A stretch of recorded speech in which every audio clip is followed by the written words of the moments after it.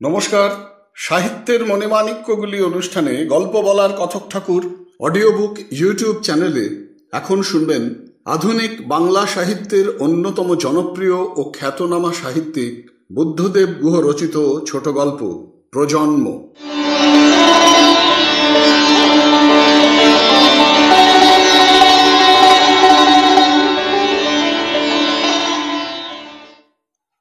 আজও পিয়ন এসে চলে গেছে, খোকার চিঠি আসেনি।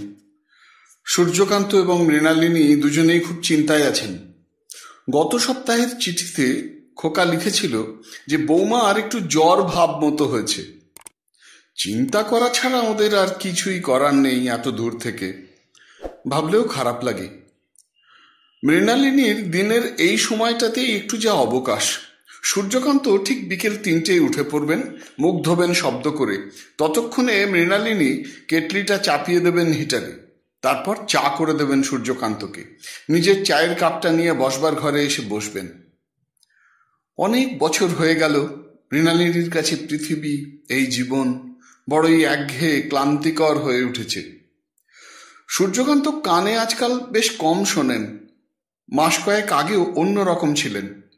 এদিকে কথা বলার লোক বলতে ওই একজনই, তার স্বামী।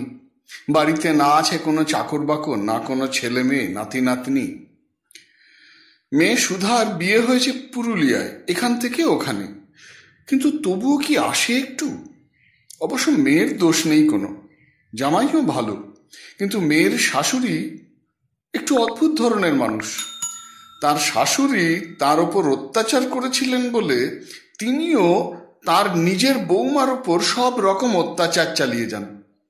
এ যুগে এমনটি দেখা যায় না। মৃণালিনীর মাতৃভক্ত জামাইও তেমনই, তার মায়ের মুখের ওপর একটুও কথা বলে না। এ বাবদে জামাইয়ের ওপর রাগও কেমন হয়, তেমন জামাইকেও তারিফও করেন মনে মনে।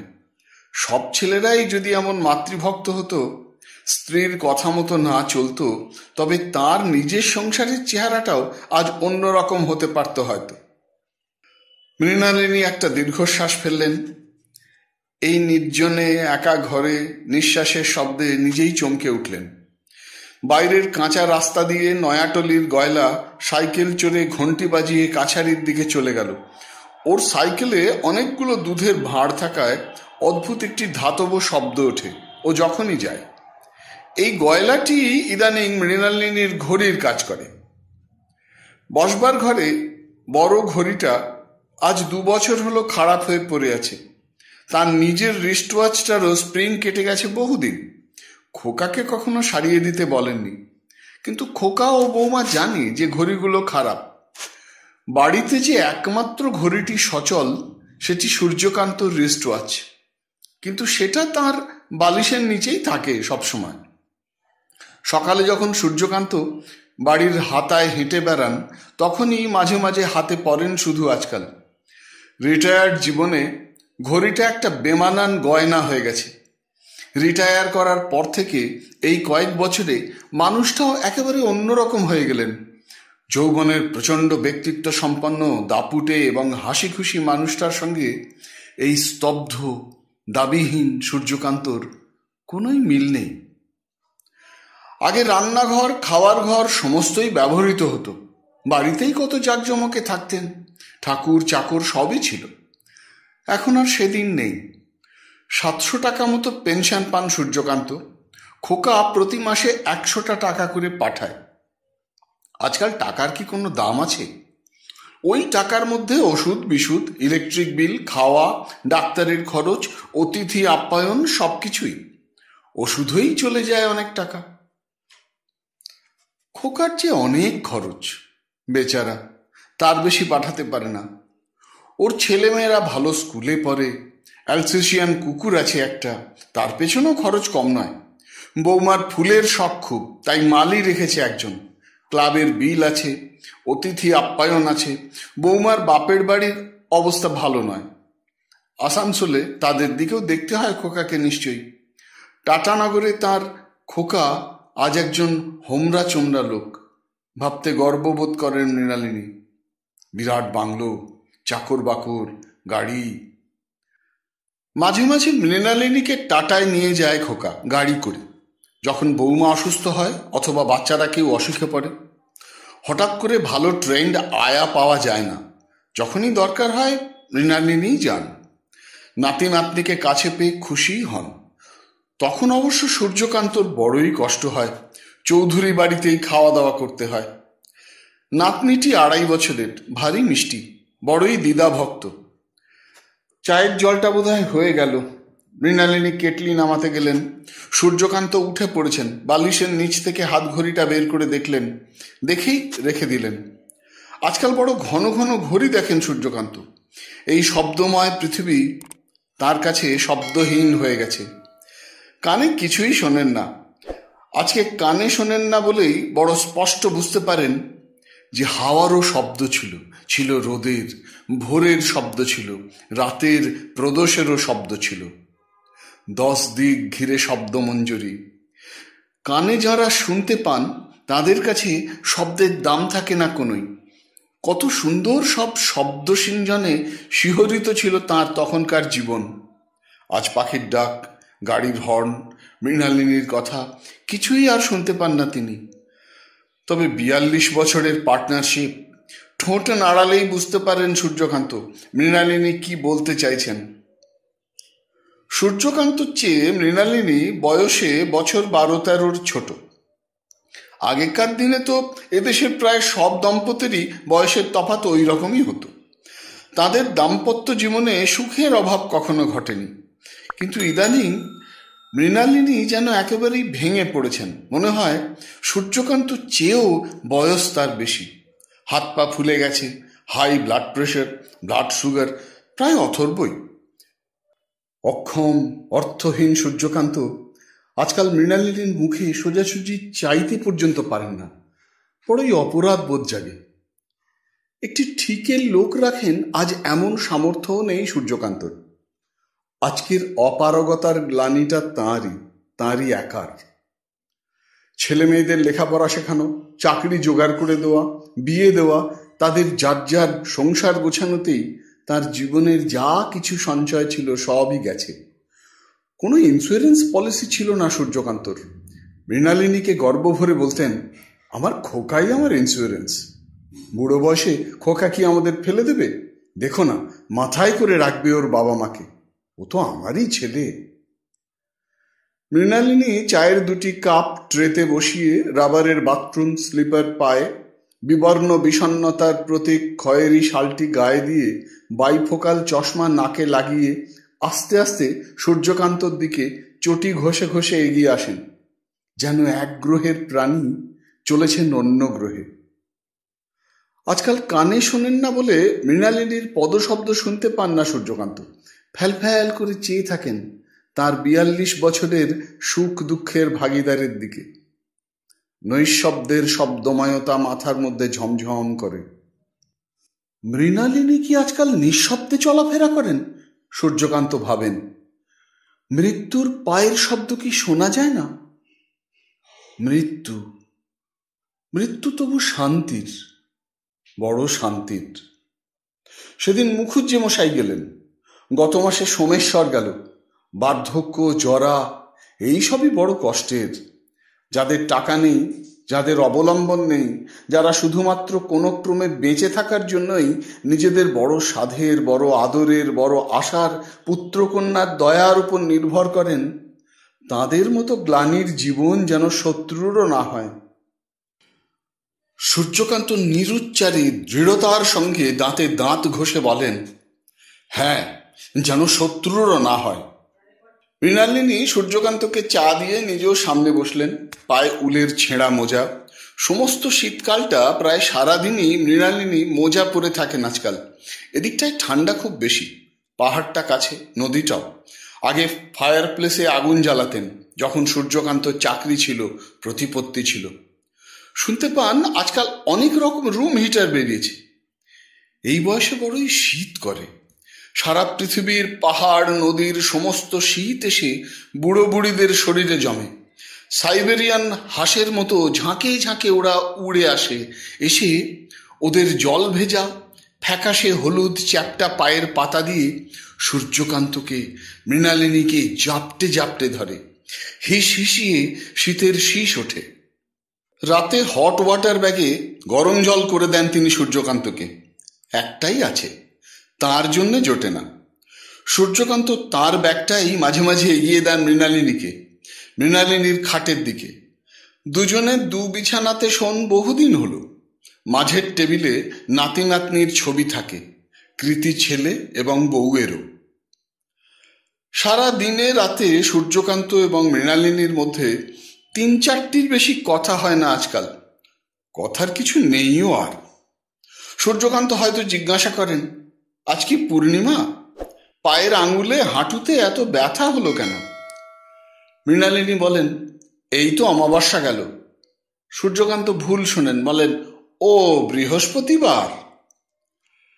মৃণালিনী নিষ্ঠুরের মতো চুপ করে থাকেন। কাহা তো কালা লোকের সঙ্গে বকবক করা যায়। সূর্যকান্ত আজকাল মেনেই নিয়েছেন এই অবস্থা। প্রতিবাদ করেন না, অনুযোগও নয়, চুপ করে থাকেন। ওর মুখটা দেখে শিশুর মুখ বলে মনে হয়। যারা একদিন কানে শুনতেন কিন্তু এখন শোনেন না, তাদের মুখমণ্ডলে কেমন যেন এক অসহায় ভাব ফোটে। অতীতের সমস্ত হাসি, সানাই, গান, ভোরের পাখির ডাক, রাতের শিশির পড়ার শব্দ, সমস্ত শব্দময়তা নিঃশব্দে স্থানান্তরিত হয়ে সূর্যকান্তর মুখের অভিব্যক্তিতে পরিস্ফুট হয়ে থাকে, উঁচু নিচু হয়ে। ব্রেইলি সিস্টেমের লিপিরই মতো কান দুটো এখন অবোধ জাবর কাটা গরুর চোখের মতো কিছু হতে চায়। সূর্যকান্তর মুখে তাকালে বড়ই দুঃখ হয় মৃণালিনীর, নিজের জন্যও দুঃখ হয়। কিন্তু সূর্যকান্তকে এইরকম অসহায় অবস্থায় ফেলে তিনি যে আগে চলে যাবেন, একথা ভাবতেও বড় ভয় করে। মনে মনে ঠাকুরকে ডাকেন, বলেন, ঠাকুর, আগে যেন ওকে রওনা করিয়ে দিতে পারি। বাইরে দেখতে দেখতে শীতের বেলা পড়ে আসে। আম আর আকাশমণি গাছের ছায়াগুলো দীর্ঘতর হয়ে এককালীন বাগানের সর্বত্র গজিয়ে ওঠা মরা লালচে ঘাসগুলোর ওপর পড়ে। চারিদিকে মৃণালিনীর মনের মধ্যে বিষণ্ণতা গড়িয়ে যায়। ফুল গাছগুলো যত্নের অভাবে মরে গেছে বহুদিন। মৃণালিনীর একসময় পালিত সিয়ামিজ বিড়ালিনীটির মতো। কবে তা আজ আর সঠিক মনে পড়ে না। আজকাল সন্ধে লাগতে না লাগতেই বাড়ির হাতার মধ্যেই শেয়াল ঘোরাঘুরি করে। আম গাছের ঝাঁকড়া ডালে বসে হুতম পেঁচা দুর্গম দুর্গম করে বুক কাঁপিয়ে ডাকে। অন্ধকার হয়ে গেলেই থমথম করে নির্জনতা চারদিকে, ছমছম করে শীত। সন্ধ্যের পর কোলাপসিবল গেট টেনে দিয়ে মৃণালিনী ইজি চেয়ারে আধো শুয়ে পড়েন এবং ভাবেন। পুরনো দিনের কথা ভাবতে ভাবতে কোথায় না কোথায় চলে যান। আর সূর্যকান্ত এককালীন জাঁকজমক ভরা, এখন শতচ্ছিন্ন কার্পেট মোড়া বসবার ঘরে নিজের আর্থিক সঙ্গতি, নিজের সুখের দিনের স্মারক, যৌবনের দামি ফ্লানেলের ট্রাউজার আর ফুল হাতা সোয়েটার পরে টেবিলের ওপর তাসগুলো দুহাতে মেলে ধরেন, বাঁটেন, দান দেন ছুঁড়ে ছুঁড়ে। বারে বারে রোজ সন্ধেবেলায় বৃদ্ধ ও অপমানকরভাবে পরাজিত সূর্যকান্ত অনুপস্থিত প্রতিপক্ষকে ওয়াক ওভারে হারান। তাসগুলো আবার হাতে তুলে নেন, বাঁটেন, দান দেন। বাইরে শেয়াল হুক্কা হুয়া করে হেসে ওঠে, হুতম পেঁচা আবার ডাকে।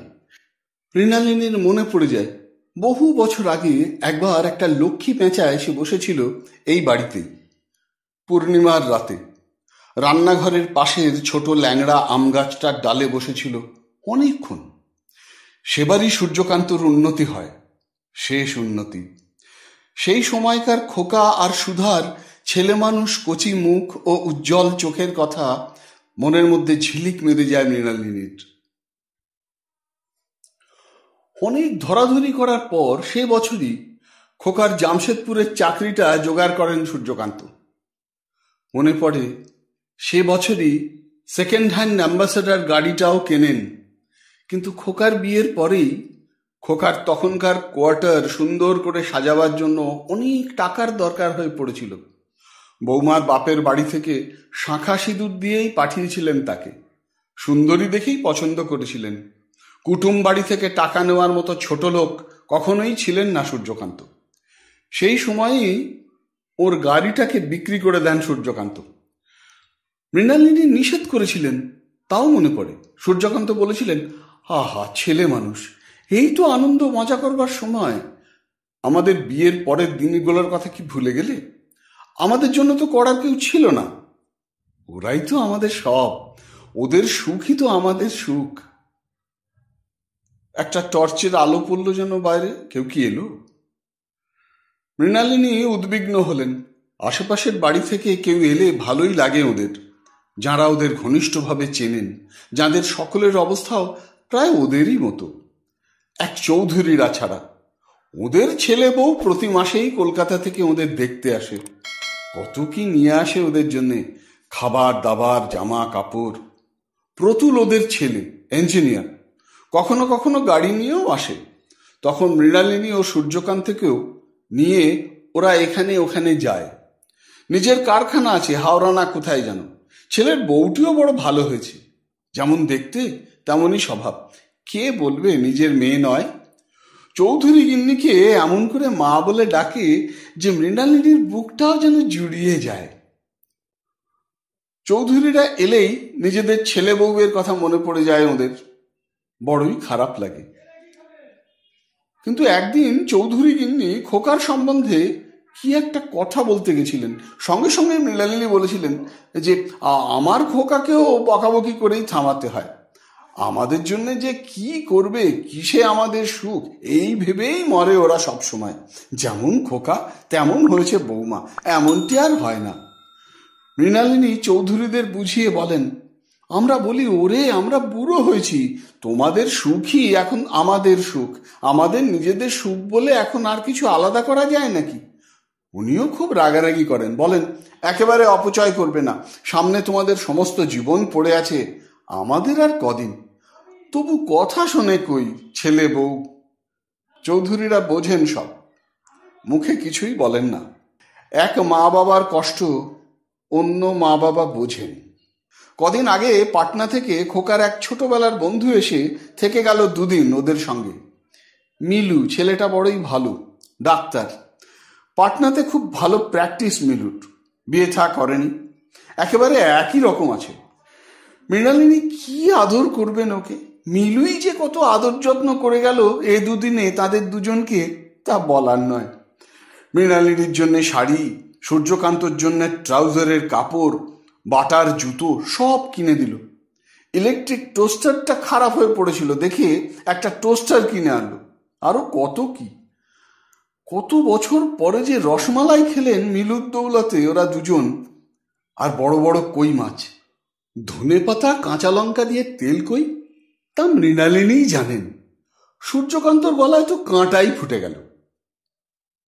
ছোটবেলায় খোকা আর মিলু একরকমই ছিল, বড় হয়ে দুরকম হয়ে গেছে। এখানেরই একটি মেয়েকে খুব ভালোবাসত, রানীকে।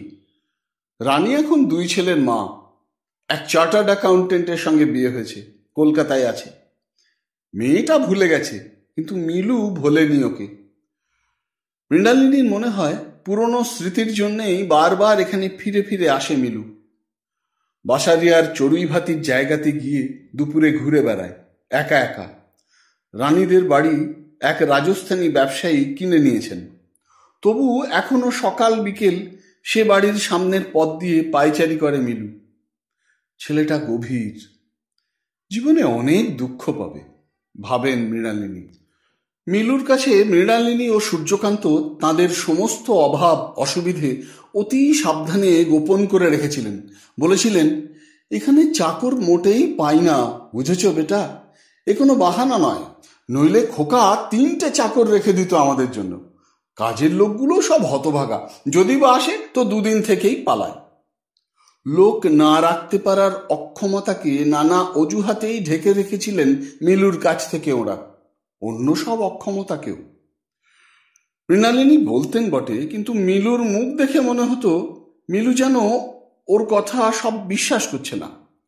ছেলেটা সব শুনত, আর কেমন অবিশ্বাসী চোখে চেয়ে থাকতো মৃণালিনীর দিকে।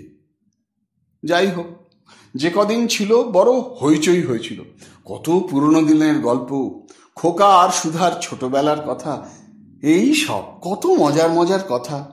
গরমের ছুটিতে আম খাওয়া, ওদের শখের থিয়েটার, বাইরে চাঁদোয়ার নিচে গালিচা বিছিয়ে হ্যাজাক জ্বালিয়ে। তখন ইলেকট্রিসিটি ছিল না, কিন্তু অনেক আলো ছিল মনের মধ্যে। বাড়ির হাতায় ঝিঁঝি ডাকছে একটানা। টর্চের আলোটা কি সত্যি? বাইরে যেন কার পায়ের শব্দও পেলেন মৃণালিনী। একেবারে জোরালো টর্চের আলো। অতিথি অভ্যাগত কেউ এলেই ভয় করে বড়। কি খাওয়াবেন, কি দিয়ে আতিথেয়তা করবেন ভেবেই আতঙ্কিত হন। একদিন এমন ছিল যখন অতিথি এলে ওরা সত্যিই খুশি হতেন, আজ ভীত হন। টর্চের আলোটা আরো জোর হলো। কে যেন কোলাপসেবল গেট ধরে ঝাঁকালো। সূর্যকান্ত নির্বিকার। কল্পিত প্রতিপক্ষকে জব্বর দান দিয়েছিলেন একটা এইমাত্র। তারপর উল্টো দিকের শূন্য চেয়ারের দিকে মনোযোগ সহকারে চেয়ে রইলেন অনেকক্ষণ, যেন সোমেশ্বর বসে আছেন উল্টো দিকের চেয়ারে। সোমেশ্বর তার ছোটবেলার বন্ধু, তাস খেলার বন্ধু। সোমেশ্বর চলে গেছেন গত মাসে সেরিব্রাল অ্যাটাকে, 4 ঘন্টার মধ্যে। পালিয়েছে শালা, মনে মনে সূর্যকান্ত বললেন। এই ঠান্ডা, নির্জন, অপমানকর, অবসরপ্রাপ্ত অভাবী জীবনের গ্লানি থেকে পালিয়ে বেঁচেছে শালা। মাইজি, কে যেন ডাকলো। মৃণালিনী বললেন, কে? সূর্যকান্ত শুনতে পেলেন না কিছু, ফিরতি দান দিলেন। বাইরে চমনলাল কোম্পানির ড্রাইভার জাগ্গু সিং দাঁড়িয়েছিল। সে হাত বাড়িয়ে একটা খাম দিল মৃণালিনীকে। বলল, साहेब हमारा हाथ से भेजिन, पैसेंजर लेके अभी ही मैं टाटा से आया। এই ট্যাক্সি ড্রাইভারের হাতে মাসে মাসে চিঠি পাঠায় খোকা। মৃণালিনী ভদ্রতা করে বললেন, বসবে না জাগ্গু? বড়ই শীত পড়েছে, চা খাও একটু। মৃণালিনী জানেন যতটুকু দুধ আছে তাতে কাল সকালে ওদের চায়ের মতোই হয়তো হবে না, কিন্তু তাহলে কি হয়? উনি হলেন গিয়ে টাটানগরের সান্যাল সাহেবের মা। উনি কি গরিব হতে পারেন? হলেও তা দেখাতে কি পারেন কারুর কাছে? জাগ্গু সিং ভাগ্যে সবিনয়ে বলল, नहीं माताजी, अब भी चाय पीकर आए। জাগ্গু সিং এর হাতে চিঠি পেয়ে দুজনেই বড় আশ্বস্ত হলেন। খোকার চিঠি এলেই সূর্যকান্ত তার জোরে জোরে পড়েন। মৃণালিনী তার চেয়ারের পাশে দাঁড়িয়ে চেয়ারের হাতলে হাত রেখে শোনেন। প্রত্যেকবার প্রত্যেকটি শব্দ উৎকর্ণ হয়ে শোনেন। চিঠি দেখেই সূর্যকান্ত চোখ মুখ উজ্জ্বল হয়ে উঠল।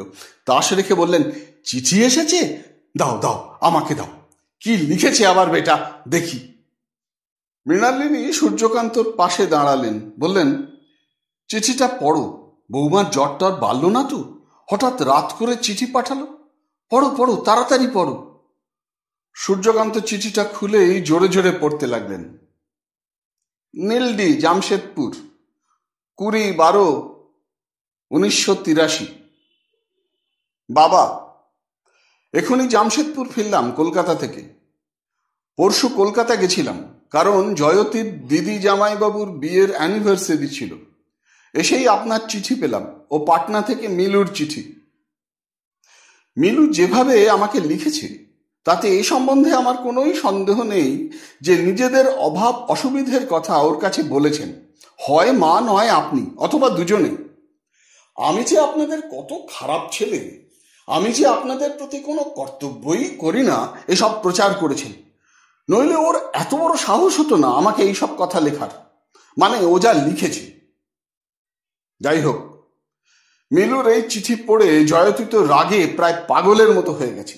ও চিরদিনই আমাকে বলেছে আপনাদের জন্য কিছুই না করতে। আপনাদের কোনো রকম দায়িত্বই আমাদের নয়। আজকালকার কোনো ছেলে এ দায়িত্ব নেয় না, নেওয়া সম্ভব নয়। আপনাদের জন্য আমি যা করেছি জোর করেই করেছি, জয়তীর মতের ও ইচ্ছার বিরুদ্ধে। এখন দেখছি ভুলই করেছি। আমার এখানে নানা রকম অসুবিধে। মৌকে এই মাস থেকে পিয়ানো শেখাবো ঠিক করেছি। আপনারা আপনাদের ছেলে মেয়েকে যেভাবে মানুষ করেছিলেন, আমরা সেই রকম জন্তু জানোয়ারের বাচ্চার মতো ছেলে মেয়ে মানুষ করার কথা ভাবতেও পারি না। এই মাস থেকে আপনাদের আমার পক্ষে 50 টাকার বেশি পাঠানো সম্ভব হবে না। আমার কিছুই করণীয় নেই। গত 10 বছরে আমি আপনাদের জন্য যা করেছি তাতে আপনারা আমাকে মানুষ করতে যা খরচ করেছিলেন তা শোধ হয়ে গেছে বলেই আমার বিশ্বাস। আমার এই মানসিক অবস্থাতে আর কিছুই লেখা সম্ভব নয়। ইতি ক্ষমা প্রার্থী, আপনার খোকা।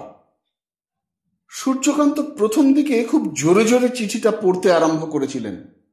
কানে কালা হবার পর ওর গলার স্বর অনেকই জোর হয়ে গেছে, কিন্তু চিঠিটা যতই পড়তে লাগলেন ততই তার গলার স্বর নেমে আসতে লাগলো। চিঠিটা পড়া শেষ করেই চেয়ারে গা এলিয়ে দিলেন সূর্যকান্ত। বেশ কিছুক্ষণ পর মৃণালিনীর দিকে চাইলেন একবার, দেখলেন মৃণালিনীর দু চোখ বেয়ে জল ঝরছে ঝরঝর করে। বহুদিন, বহু যুগ পর সূর্যকান্ত মৃণালিনীকে হাত ধরে কাছে টানলেন, তারপর নিজের বুকের মধ্যে টেনে নিলেন। অস্ফুটে কি সব বললেন বোঝা গেল না। অনেকক্ষণ পর সূর্যকান্ত বললেন, মিনু, আমি চাই যে তুমি মরো, তুমি মরে বেঁচে যাও। আমি তোমাকে টানা টাঁড়ের শ্মশানে রওনা করিয়ে দিয়ে তারপরেই যাব, তুমি আগে যাও। মৃণালিনী অস্ফুটে বললেন, এমন করে বলো না গো, আমি চলে গেলে পেনশনের টাকাটাও যে বন্ধ হয়ে যাবে। গলা বুঝে এলো সূর্যকান্তর। মৃণালিনী মুখে কিছুই বলতে পারলেন না, শুধু মাথাটা ডান দিকে বাঁ দিকে নাড়তে লাগলেন। বাইরে একটা পেঁচা ডেকে উঠল জোরে। এটা লক্ষ্মী পেঁচা নয়, হুতম পেঁচা। লক্ষ্মী পেঁচারা আর এখানে আসে না, আসবে না কোনোদিনই।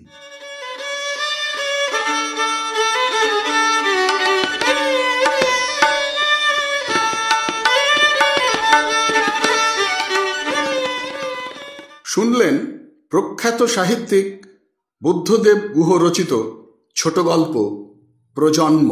যদি এই অনুষ্ঠানটি আপনার ভালো লেগেছে তবে অবশ্যই একটি লাইক দিয়ে আমায় উৎসাহিত করবেন। যারা এখনো আমার চ্যানেলটিকে সাবস্ক্রাইব করেননি তারা অনুগ্রহ করে সাবস্ক্রাইব বোতামটি টিপে এই চ্যানেলটিকে সাবস্ক্রাইব করে নেবেন এবং ভিডিওর কমেন্ট বক্সে আপনার মূল্যবান মতামত জানিয়ে চ্যানেলটিকে আরও এগিয়ে নিয়ে যেতে আমায় সাহায্য করবেন। ভালো থাকুন, পাশে থাকুন, সুস্থ থাকুন আর শুনতে থাকুন সাহিত্যের মণিমাণিক্যগুলি অনুষ্ঠানটি। নমস্কার।